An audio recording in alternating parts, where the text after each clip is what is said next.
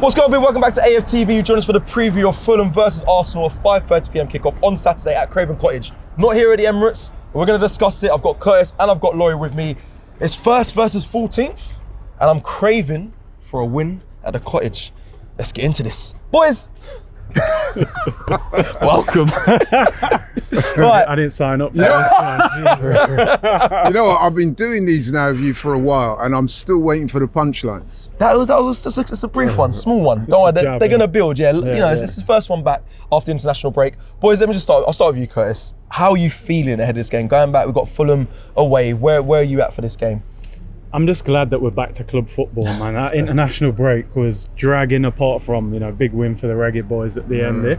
But listen, it's this is one of them games for me where I'm going, this is where the title gets won for me. We've had a great record against the big six. It's these games, the Fulhams, the Brightons, the Bournemouths, where we've ended up dropping points, and I think we haven't won here for a little while either.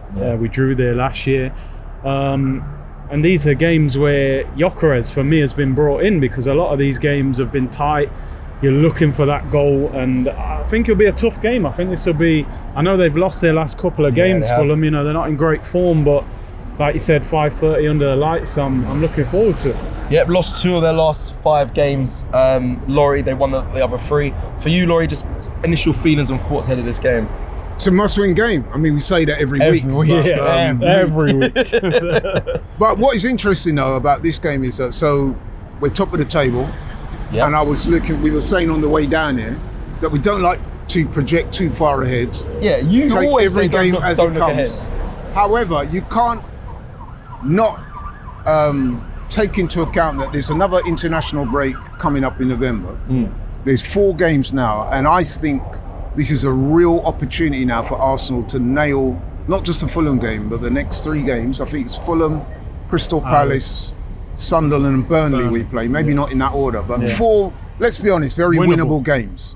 And if we can do that, I reckon it's a great opportunity to put a little bit of daylight between us and Liverpool, because Liverpool, if you look at their fixtures are, I would say, more challenging than ours. I mean, I've got them on book, actually. Here we go. I've got the receipts. Go on. So our next 4 games: Fulham away, Crystal Palace at home, Burnley away, Sunderland away. Now you contrast that with Liverpool. They got Man United, Brentford, Aston Villa and Man City. I would say there's a good chance they're going to drop points out of those 4. Yeah. We may also drop points, but what I'm saying, we've got a great opportunity starting with the Fulham game to, get 4 wins. Yeah, I think we're capable of doing it. You're right, and we spoke about this before, like sometimes it's the littler teams or the lesser teams, I don't want to be too disrespectful, that kind of trip up Arsenal though. So you are right, on paper it looks favourable that Arsenal can maybe get some distance away from Liverpool if they win their games. Liverpool have a bit of a tougher run, but also we've got to consider also Man City also might be in the mix as well. They're creeping up there. Tottenham are currently not too far from us, but we don't talk too much on that side. So listen, one thing that's kind of stuck with me, this is a bit, I'm just going to switch play a little bit and go left field, let's do one thing. Me and Curtis did a live the other night, and he said, imagine Arsenal win the league and Jamaica qualify for the World Cup. Wow. You being in Jamaica, how mad would that sound? That would be crazy, man. Oh, that's been on my mind ever since you said that. It's going to happen, I hope. Yeah. Anyway, I mean, it's achievable. Yeah. Which one's more achievable, Jamaica qualifying or? Let's say, don't start. But I hear it. I would say straight away that Jamaica have the more, let's say, easier route. Yeah, 2 wins I know we're segueing into stuff that, you know what I mean? Yeah, but apologies. Jamaica should be coasting that group, to me. Yeah, when we lost Curacao the other day, to me, that was terrible. It's an embarrassment. Yeah. But anyway, let me bring back to obviously Fulham away. Just London derbies again. Do you feel more confident watching a London derby game as an Arsenal fan, or do you prefer playing against teams out of London? So say when it's like the Man United, Liverpool, does it feel like it's harder in London? Because we have a good record. You know what, that is such a good question. And I did a show yesterday on DR Sports, and we were talking about that very same thing. The point that was being made was, is it more difficult for a London club to win the title? Because in effect, you have 7 London derbies. There's 7 teams in the Premiership. So, you're playing 6 other London teams home and away, London derbies. Yeah. Other cities don't have that issue. But that's kind of the question, Curtis. Like for you, do you feel more comfortable staying local and watching your team play against the local sides in London, or do you feel like, I don't know, you see the Leeds, the Sunderlands, and feel like, I feel more relaxed. But obviously that includes obviously the Man Cities, the Liverpools, and those sort of teams. I mean, let's be real. How many of the London derbies are like really rasperous derbies? Like we're looking at when we go to Tottenham, West Ham when they were at Upton Park was a bit more lively. So I'm not thinking, oh my God, we're going to Craving Cottage. Like, you know what I mean? Like, if you're going to win the league, you've got to go there and beat teams like that. So you're not waking up in a cold sweat. Is that what you're saying? I actually look at the other way and think, can it be more helpful? Because you're playing a lot of games where you haven't even got to leave the city. So for me, I think you've got to make it work in your favour rather than against. What do you guys say to this though? Because I was saying this to my brother, and not surprisingly, me and him disagreed about it. So what I was saying is that the mere fact that Arsenal are now top of the table, to me, is a little bit more pressure on. I think that there is something in that when they say you're being hunted, it's a little bit more pressure than when you are hunting somebody else. Yeah. And second thing is, I think Arsenal being top of the table, we now have an even bigger target on our backs. Because when you roll into Fulham, it's not just taking down Arsenal, one of the big guns, a London rival. It's like they are top of the table. You know what I'm saying? There's almost an extra little bit of motor. Even if it's 5% more, it increases the pressure on Arsenal. I think. Do you think that's valid or not? I think teams play up. Didn't think so. I think teams play up to Arsenal every time. I think they see Arsenal as, and this might sound like as a pompous Arsenal fan, but I feel like they feel like it's a big game regardless. Every time Arsenal on the fixture list, whoever they're playing against, they know it's a big game. They know they have to be at their best. I think when players say it, they say Arsenal, the way they play is like no other, other team. Like we heard loads of players talk about it last season. And on top of that, like they know the pundits, the media, I hear that, but what I'm saying is it's always a big top game. of the table now. I mean, target on your back. You have, because it's almost like if they win this, that's like. But we should have. They should have really think. Do you not think the table toppers? I look at Arsenal. I think for us to win the league this year, I think we're going to have to pull away. Yeah. I don't think we'll chase somebody down and win the league. I think we're going to have to get 7, 8, 9 points clear of Liverpool. So I get what you're saying. But I think Arsenal is always a target on our back anyway, because people know with social media as well, if you beat Arsenal, it's a massive meltdown. The pundits are going to pile on. So it's a big game every time you see Arsenal stand. Bang goes my theory then. And there's a lot of ex-Arsenal players there as well. You got Leno, you got Iwobi, Smith Rowe. Well, there's a lot of motivation there. Well, let's get into that then, Curtis. Like, where are Fulham dangerous? I mean, I believe that Raul Jimenez will be back. He has been injured. Muniz as well. He's injured. Jimenez, we got Raul. I got to be careful now that we're playing. I can't be the friend. Yeah, you can't be. Bun Raul. No, joking. That's Jimenez, obviously, he should be returning back. He hasn't been there for, I think, majority of the season for injury. He didn't go away to Mexico for the international break, so he'll be back. Muniz, I believe, is not going to be out. But is there any danger you see from Fulham? I think midfield-wise, they're good, they're compact. I think they kind of rely on the midfield and they kind of try and catch you on the counter.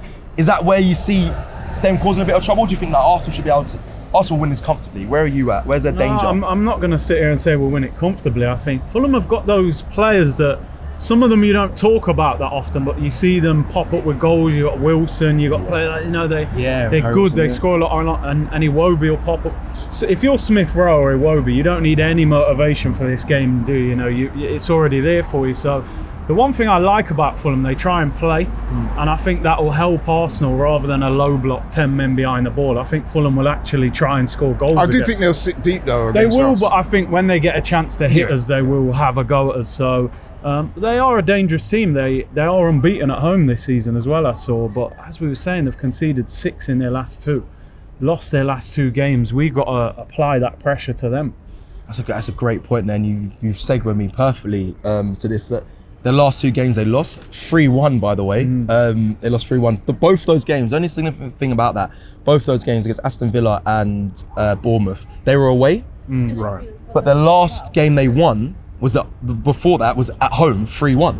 So I know better man would say bet 3-1, but I don't know which way it is because they lost their last 2 3-1, but they won their last home game 3-1. So do they get a bounce back and get a 3-1 against us? I hope not. I don't think so. No, but it could be a 3-1 score. Do you see Arsenal conceding 3 goals against Fulham?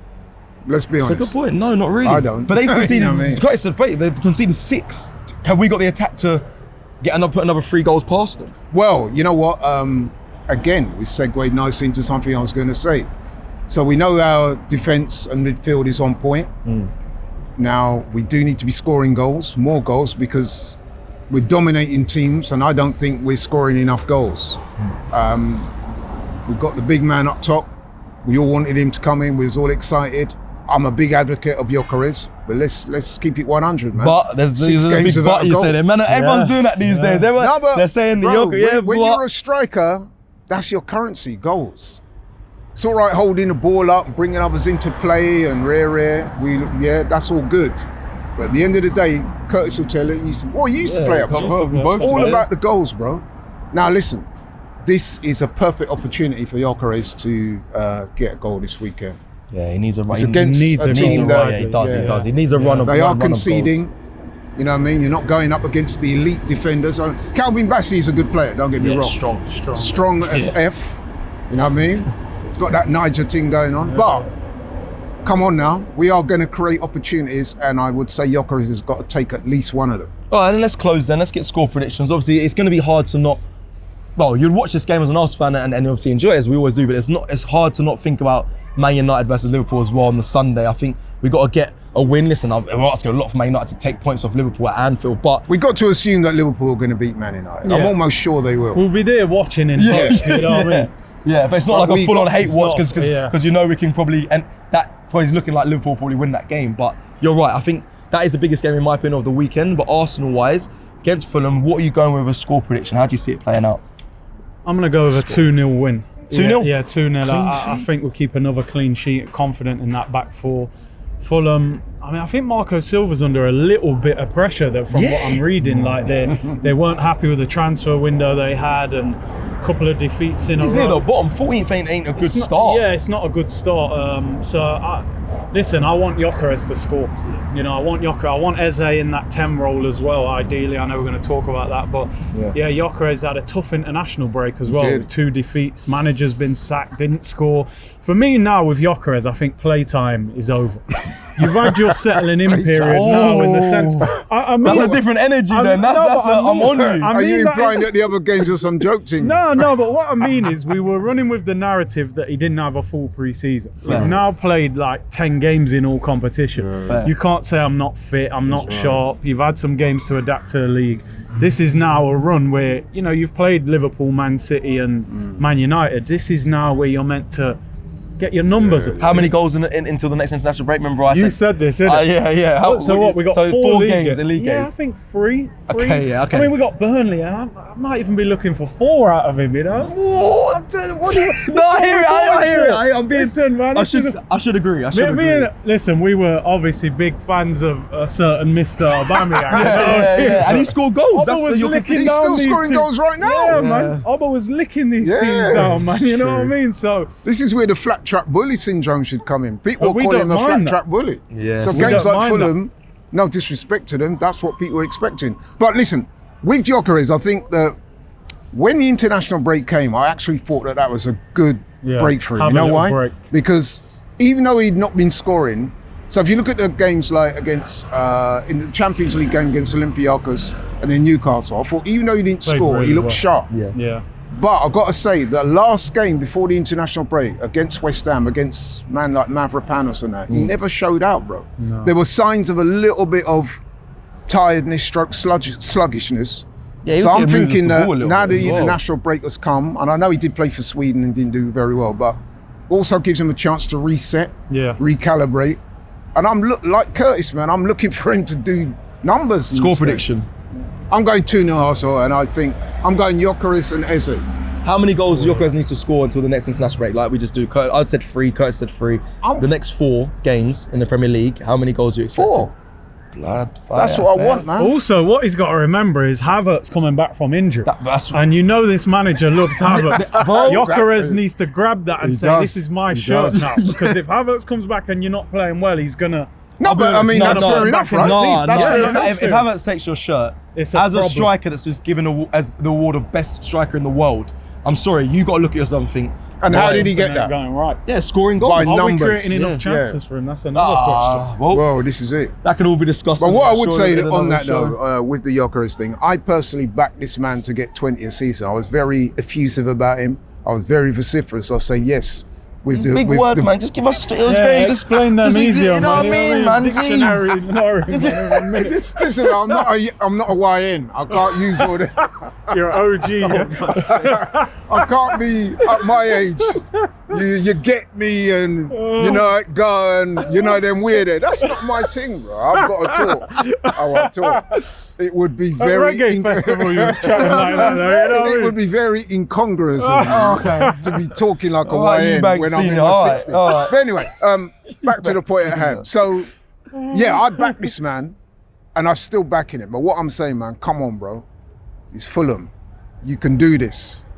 No. I'm backing him to get a goal. I'm backing Arsenal to win 2-0. That felt like the believe speech from his Yeah, brother. yeah. He's giving it down the lens. Come on, I'm backing him. I'm But listen, backing him. I want to go 3-1. You've gone scored. You said 2-0, 2-0. and you've gone 2-0 as well. I've gone 3-1 as well to Arsenal. It probably won't be that, but the way the fixtures have been, the results for Fulham in the past, it seems like that could be the scoreline. I hope Arsenal don't concede. But that's my score prediction. Let us know your score prediction in the comments below, and how many goals you expect or want your Craving to be scoring. Or expect, actually, not want, because we want to score as many as possible, but how much you expect them to score until the next international break. Thank you for watching this video. Like the video on your way out, and we'll see you again soon. Take care, people.